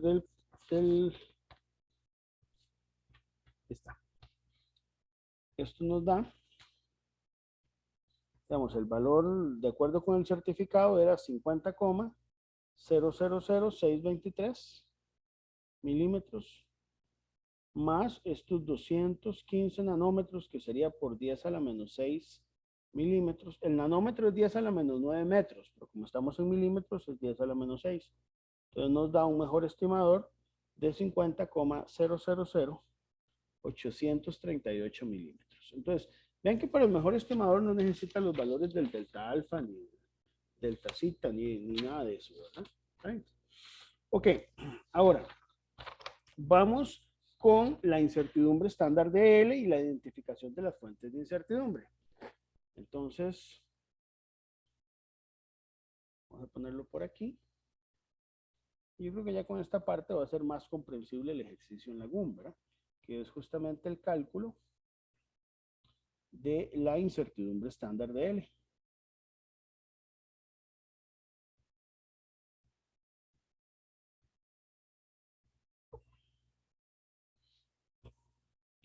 Entonces, sobrellémoslo en verde aquí. Este paso aquí, chicos, vamos a hacerlo considerando solo los términos digamos, de primer orden. Entonces, por ejemplo, si usted toma la función de medición que tiene aquí, que dependía de 6 variables, ¿verdad? Usted llega y puede expresarla así. Derivada parcial de L con respecto a LS, por incertidumbre de LS. Derivada parcial de L con respecto a D por incertidumbre de D. Derivada parcial de L con respecto a alfa S por incertidumbre de alfa S. Derivada parcial de L con respecto a zeta por incertidumbre de zeta.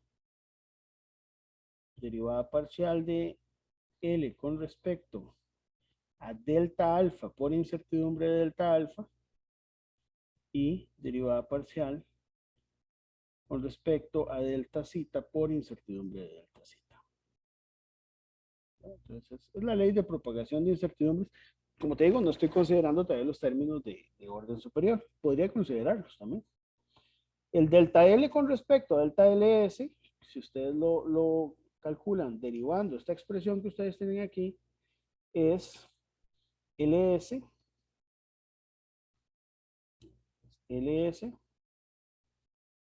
menos delta alfa por zeta menos alfa S por delta zeta. Pero ya habíamos dicho que estos términos los íbamos a tomar como cero a nivel de mejor estimador.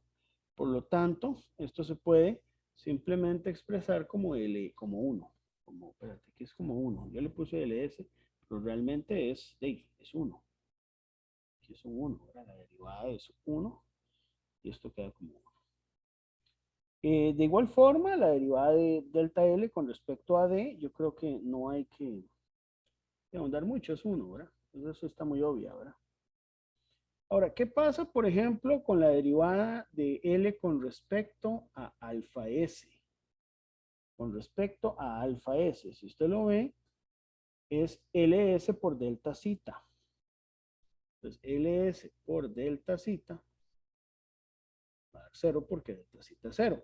Lo mismo va a pasar con la derivada parcial de L con respecto a zeta, que es menos LS por delta alfa que da 0. Es decir, de alguna manera, si ustedes quieren verlo así, el aporte de este término a primer orden es 0.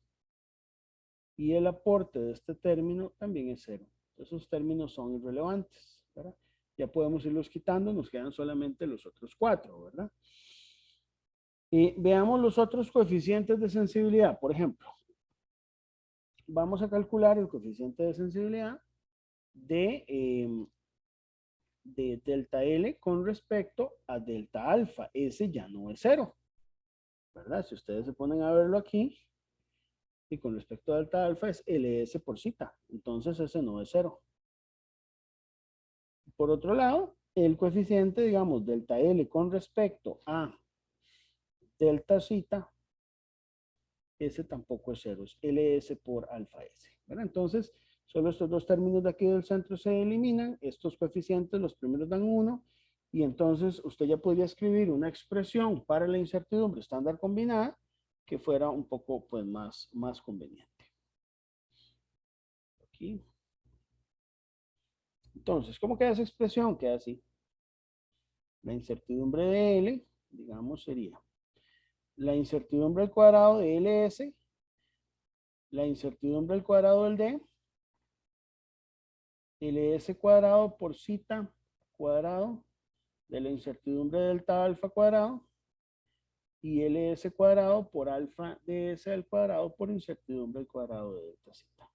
Esa sería la expresión que me define a mí la incertidumbre estándar combinada.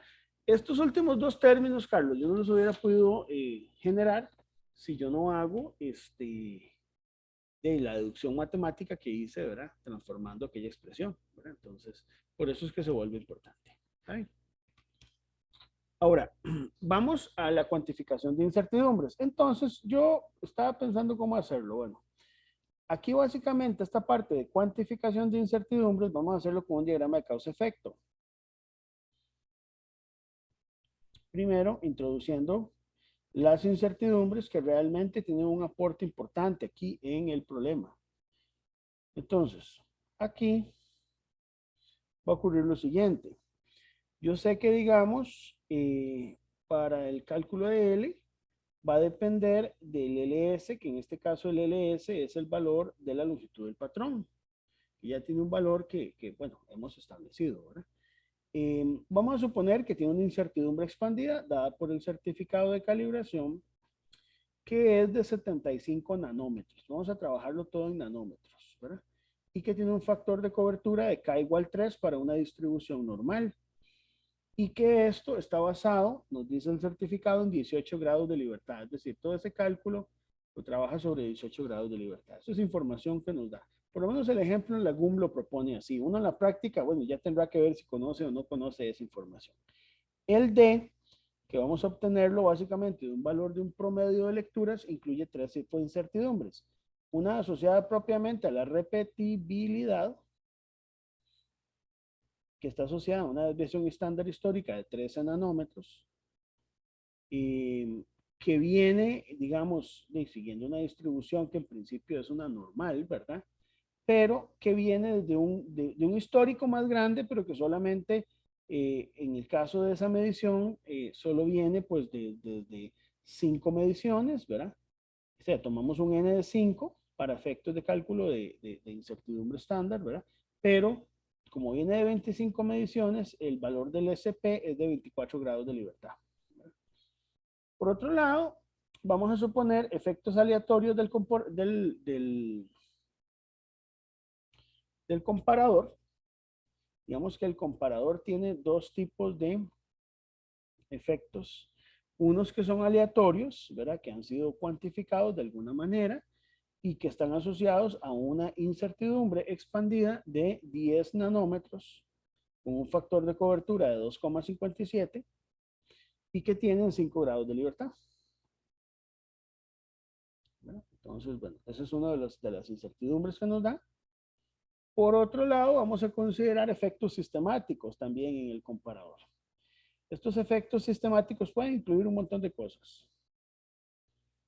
Pueden incluir un montón de cosas. Yo hubiera sido probablemente más detallista en un problema real y hubiera metido otras cosas. O sea, digo cuáles son esos efectos sistemáticos, pero de alguna manera, digamos, a modo de la GUM solamente nos dan los efectos sistemáticos, nos dicen que son 20 micrómetros con K igual 3, que sigue distribución normal, pero que por un tema de confianza, vean qué interesante, por un tema de confianza, esta incertidumbre de la incertidumbre tiene una incertidumbre, digamos,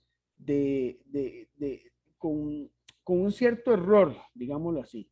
Es decir, nosotros de alguna manera estamos generando un error que me genera que esto puede variar en un más o menos 25%. Es decir, los 20 nanómetros tienen una incertidumbre que es de un 25%. Como incertidumbre, ¿verdad? Es lo que llamamos la incertidumbre de la incertidumbre. Vamos a ver en qué me puede afectar eso, ¿verdad? Por otro lado, tengo el delta alfa y tengo el delta zeta. El delta alfa y delta zeta no nos vamos a complicar mucho. Ya sabemos que valen 0, pero puede haber una variabilidad entre ellos. Una variabilidad. Y esa variabilidad podemos considerarla como que sigue una distribución rectangular. Una distribución rectangular en ambos casos. Y que esa distribución rectangular en este caso es de más o menos 1 por 10 a la menos 6 Celsius menos 1. Y en el caso del delta zeta es de más o menos 0,05 grados Celsius. Con un detalle, que no tenemos mucha fiabilidad de estos resultados. Aquí la fiabilidad, digamos, que vamos a considerar, en este caso es de un 10% en ese valor de variabilidad, y aquí es de un 50%. O sea que puede incluso cambiar más ahí. Nos dan esa información, ¿verdad? Usted dice, bueno, con esa información ya yo puedo calcular las incertidumbres estándar por el método que ustedes ya conocen, ¿verdad?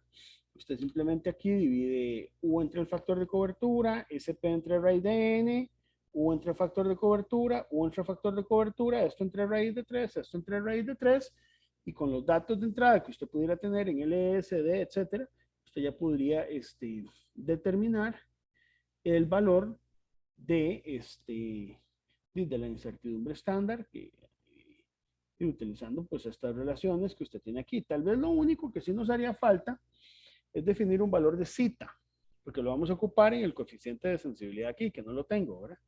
El del LS se los di y el alfa S también que lo vamos a necesitar. Entonces usted dice, bueno, usemos que el valor del alfa S es de 11.5 por 10 a la menos 6 grados Celsius menos 1 y la GUM nos dice ahí, bueno, pero supongamos que eso tiene un error, ¿verdad? Puede que no lo necesite, puede que no, sí, pero bueno, ahí tiene el valor del alfa S.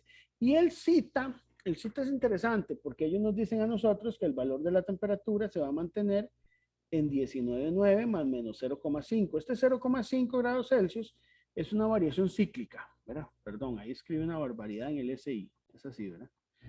Es una variación cíclica. Entonces, el valor de cita tiene que ser 19,9 menos el valor de referencia que es 20 y eso nos da pues menos 0,1 grados Celsius. Ese es el valor de cita, dado que ya tenemos un valor ahí de referencia, ¿verdad? En esa parte. Hay incertidumbres para alfa y para cita, pero no las estoy considerando aquí porque esos términos, por lo menos a primer orden, están dando cero. ¿Me explico? O sea, solo esa es la única razón por la que yo no lo estoy incluyendo, pero podríamos incluirlo, ¿verdad? Entonces, usted con esto ya puede realizar el cálculo de la incertidumbre. Yo creo que ya es más fácil. O sea, ya usted con esa información que yo le estoy dando, usted se va a ir a la GUM y justamente ya vas a entender mejor qué es lo que ellos están haciendo aquí. ¿Verdad? Calculan, ellos usan micrómetros, estos son 75 nanómetros entre 3, ¿verdad? Hacen todos los cálculos. Incluyen unas incertidumbres aquí, por ejemplo, que están asociadas al efecto aleatorio y sistemático y repetibilidad del D, que hablamos, ¿verdad? Meten un coeficiente de expansión lineal que de repente usted dirá, bueno, no lo ocupo porque su contribución es 0. De hecho, aquí se ve, generan el presupuesto de incertidumbres, como ustedes lo pueden ver ahí, ¿verdad? Lo pueden revisar. Y con ese presupuesto de incertidumbres, ellos calculan una incertidumbre para cita que, bueno, no aporta nada porque es 0, pero se toman el rato y toman ahí la incertidumbre cíclica, dividen entre raíz de 2 porque suponen que eso sigue una distribución tipo U. No lo dice así explícitamente, pero aquí dice que forma un arcoseno. Entonces, esa es la distribución tipo U que ya nosotros hemos hablado. Y bueno, y calculan la incertidumbre estándar combinada. Esa le da 32 nanómetros, chicos. 32 nanómetros. De tal manera que la incertidumbre que más estaría afectando justamente la del patrón. Es decir, si ustedes se ponen a ver una incertidumbre que sobre este diagrama de causa-efecto que hice aquí, que bueno, 75 entre 3 es 25, la que más estaría afectando es esta, ¿verdad? La del patrón. Las demás no son despreciables, ¿verdad? De hecho, no son. Habría que hacer un análisis por ahí. Yo lo había hecho y creo que solo una de ellas me daba despreciable.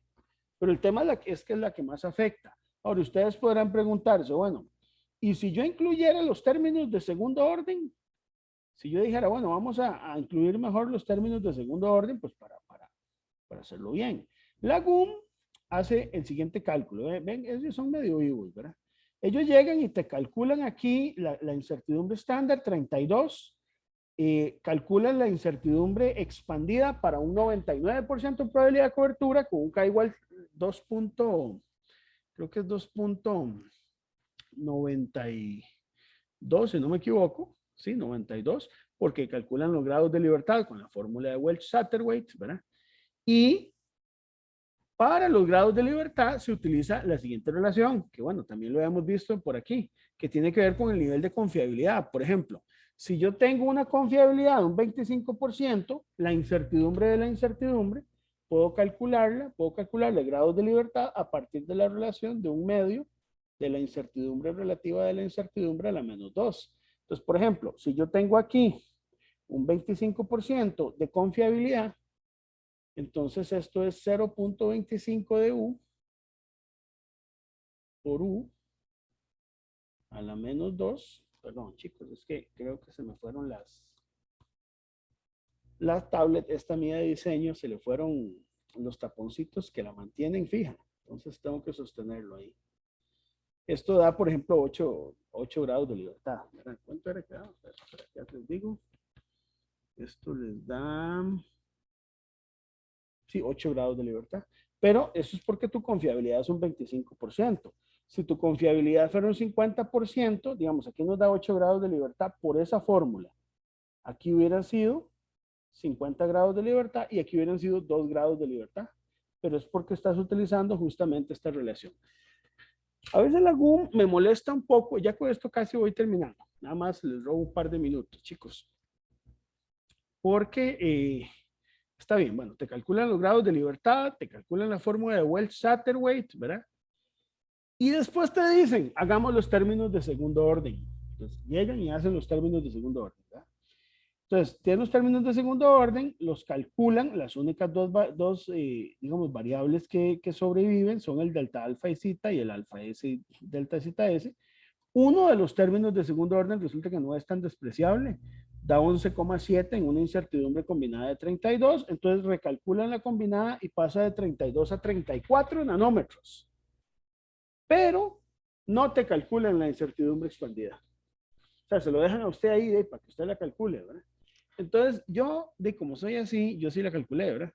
Entonces, vean que aquí, por ejemplo, la incertidumbre expandida que ellos estaban reportando, y creo que les daba 93 nanómetros, ¿verdad? Para un 99% de probabilidad de cobertura. Yo la calculé y da un 96 nanómetros si usted le mete los términos de segundo orden, ¿verdad? Yo les voy a pasar ahí el cálculo, pero entonces vale la pena ahí pues que revisen un poco esa parte por ahí, chicos. Creo que tal vez lo último, yo no sé qué opinan ustedes, pero bueno, a veces yo no sé para qué escriben la GUMSI, a veces no son claros en muchas cosas, pero vean. Vean, por ejemplo, esta frase. Aquí está la formulita que yo les estoy dando. Esta fórmula viene de toda una deducción anterior, pero yo no voy a gastar tiempo en explicarla, ¿verdad? Esta es la fórmula para los grados efectivos de libertad de las evaluaciones por incertidumbre tipo B, que son cuando hay una incertidumbre de una incertidumbre. Pero vean lo que dice esta frase. Dice, la magnitud entre los corchetes es grande. Perdón, la magnitud entre los corchetes grandes es la magnitud relativa de la incertidumbre de XY. Para la evaluación tipo B de la incertidumbre típica, se trata de una magnitud subjetiva, ojo, cuyo valor se obtiene mediante juicio científico basado en el conjunto de informaciones disponibles. ¿Qué hace uno con eso, chicos? De repente a mí me dicen esas cosas y yo quiero una fórmula, quiero un procedimiento, quiero algo y no. Me dice que es magnitud subjetiva de juicio científico. Parece de chiste, ¿no? O sea, estamos haciendo ciencia y los científicos siempre procuramos ser muy objetivos y me dicen que es una magnitud subjetiva de juicio científico. Ahí se los dejo, ahí se los dejo. Así se calculan los grados de libertad para evaluación tipo B. Yo, como recomendación personal, ya no lo dice la GUM, yo les digo, traten de usar información lo más confiable posible para que ese número de grados de libertad sea prácticamente infinito, como lo hemos visto en los cálculos al inicio del curso, ¿verdad? Sin embargo, uno lee ahí la GUM y a veces deja esos portillos como para que alguien más pueda querer meter un poco más de bulla ahí, no sé, o hacer otras cosas, ¿verdad? Entonces, vean, estudiense ese ejemplo, me parece que vale la pena. Yo probablemente les voy a preparar un videíto con el ejemplo. Ese no lo voy a ver tal vez en clase porque quiero ver otras cosas después de Semana Santa. Con el último de los ejemplos resueltos que viene en el apéndice H de la GUM, ahí, ¿verdad? Que es el de la medición radiactiva. Es un ejemplo muy sencillo, pero yo creo que vale la pena comentarlo. Y sí lo voy a comentar en clase, pero tal vez ahí les preparo un pequeño video. Les voy a pasar la solución completa de este ejercicio de la GUM, pero ya con todos los detalles y pasos que no los tiene por ahí este ejercicio. Y chicos, a lo largo del día les estaré enviando por ahí la tarea. Yo voy a estar gestionando lo del retorno a la presencialidad, ahí les voy a estar avisando.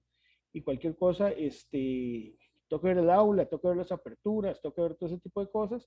Y yo les voy a estar avisando por ahí. Entonces les agradezco de verdad su atención, su paciencia y espero pues que tengan un muy buen día. Muchísimas gracias. Vamos, profe, por allá. Hasta luego, nos hablamos. Gracias, Muchas profe, hasta gracias, luego. hasta luego. Muchas gracias, profe. Hasta luego, señoritos y señoritas. Profe, Ujú. ¿será que le puedo robar unos minutos? Un momentito para detener la grabación.